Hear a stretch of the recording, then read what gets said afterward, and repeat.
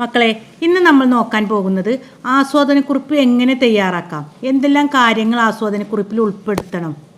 ഈ പറയുന്ന കാര്യങ്ങൾ ഉൾപ്പെടുത്തിയാൽ നിങ്ങൾക്ക് ആസ്വാദനക്കുറിപ്പിന് ഫുൾ മാർക്ക് ലഭിക്കും. കഥയാവട്ടെ, കവിതയാവട്ടെ, എന്തുമാവട്ടെ അല്ലേ, അത് നമ്മൾ ആസ്വദിച്ച് വായിക്കാറില്ലേ? അതിൽ ആരാണത് എഴുതിയിട്ടുള്ളത്, അതിൽ എന്തൊക്കെ ആശയങ്ങളാണ് ഉൾപ്പെടുത്തിയിട്ടുള്ളത്? നിങ്ങൾക്ക് എക്സാമിന് ഒരു കഥയോ കവിതയോ ആസ്വാദനക്കുറിപ്പായിട്ട് വന്നാൽ നിങ്ങൾക്ക് മനസ്സിലായിട്ടില്ലെങ്കിൽ ഒന്നുകൂടി ആവർത്തിച്ച് വായിക്കുക. വായിച്ച ഉദാഹരണമായിട്ട് 4ാം ക്ലാസ്സിൽ നിങ്ങളെല്ലാവരും പഠിച്ചു പോയതാണ് സ്നേഹത്താൻ ശക്തി അല്ലേ, അല്ലെങ്കിൽ കുടയില്ലാത്തവർ. അതിനത് അവർ തലക്കെട്ട് നൽകിയിട്ടില്ലേ? കവി അല്ലെങ്കിൽ കഥാകാരനൊരു തലക്കെട്ട് നൽകിയിട്ടുണ്ട്. അപ്പോൾ ആദ്യം നമ്മൾ ചെയ്യേണ്ടത് ഒരു ശീർഷകം, കവിതയുടെ പേര്, എന്ത് കവിതയാണോ കഥയാണോ എന്തെങ്കിലും അതിന് പാഠഭാഗത്ത് നിന്ന് എടുത്തൊരു പേര് അതിന് നൽകുക, അതിനൊരു മാർക്ക്. 2, കവി പരിചയം. ആരാണോ ഈ കവിത എഴുതിയിട്ടുള്ളത് ആ വ്യക്തിയെക്കുറിച്ച് ഒരു പാരഗ്രാഫ് വിശദമായിട്ട് എഴുതി ചേർക്കുക. ഉദാഹരണമായിട്ട് ONV കുറുപ്പ്. അദ്ദേഹം ജനിച്ചതെന്നാണ്, അദ്ദേഹം അധ്യാപകനായിരുന്നു, അദ്ദേഹത്തിന് ജ്ഞാനപീഠം ലഭിച്ചിട്ടുണ്ട്. എന്തൊക്കെ അവാർഡുകളാണ് ലഭിച്ചിട്ടുള്ളത്? 2007 ജ്ഞാനപീഠം ലഭിച്ചിട്ടുണ്ട്. എന്തൊക്കെ അവാർഡുകൾ ലഭിച്ചു? അദ്ദേഹത്തിൻ്റെ പ്രധാന കൃതികൾ. നിങ്ങൾ നിങ്ങളുടെ ബുക്കിലുള്ള കവിമാരെ ഒന്ന് പരിചയപ്പെടണം, എന്നാലേ നിങ്ങൾക്ക് എക്സാമിന് എഴുതാൻ കഴിയുള്ളൂ. അറിയാത്തത് എഴുതാൻ പാടില്ല കേട്ടോ. അറിയാത്തത് എഴുതിയാൽ എന്താണ് കുഴപ്പം? നിങ്ങളുടെ പേപ്പർ നോക്കുന്ന അധ്യാപകർക്ക് കവിയെക്കുറിച്ചും കഥാകാരനെക്കുറിച്ചൊക്കെ നന്നായിട്ട് ധാരണ ഉണ്ടാവും.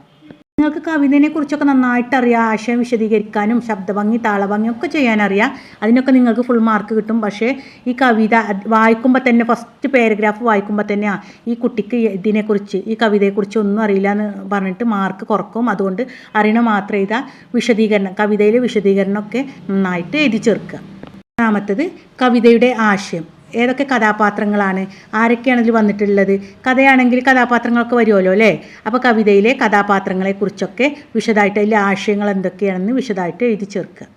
4ാമത്തതാണ് ശബ്ദഭംഗി, പ്രയോഗഭംഗി. ശബ്ദഭംഗിയും താളഭംഗിയും വർണ്ണനകളും ഈ കവിതയെ മനോഹരമാക്കുന്നു. ഇങ്ങനെ എഴുതി ചേർക്കുക. പിന്നെ ആവർത്തിച്ച് വരുന്ന വാക്കുകളുണ്ടോ, അക്ഷരങ്ങൾ. ഇപ്പോൾ കൂടെയില്ലാത്തവരിൽ പൂരവും പൂതവും പൂക്കണിയും പാ പൂ എന്ന് പറഞ്ഞ് ആവർത്തിച്ച് വന്നിട്ടുണ്ടല്ലോ. ഇത് ആവർത്തിച്ച് വരുന്നത് ശബ്ദഭംഗി പ്രയോഗഭംഗിയെയും മനോഹരമാക്കുന്നു. ഇങ്ങനെയൊക്കെ എഴുതി ചേർക്കുക കേട്ടോ. അടുത്തത് ഇഷ്ടപ്പെട്ട 2 വരികൾ. അത് നിങ്ങൾക്ക് ഇഷ്ടപ്പെടാൻ എന്താണ് കാരണം, അതുകൂടി എഴുതണം. പാരഗ്രാഫായിട്ടാണ് എഴുതേണ്ടത്. കവിത എഴുതുമ്പോൾ 2 വരി എഴുതി അതിൻ്റെ നടുവിലായിട്ട് 2 വരി എഴുതുക. എന്നിട്ട് അതിൻ്റെ കാരണം പാരഗ്രാഫായിട്ട് എഴുതുക. അടുത്തത് ആശയ സന്ദേശം. ഈ കഥ വായിച്ചപ്പോൾ അല്ലെങ്കിൽ കവിത വായിച്ചപ്പോൾ നിങ്ങൾക്ക് ഉണ്ടായ അനുഭവം എന്താണെന്ന് എഴുതി ചേർക്കുക.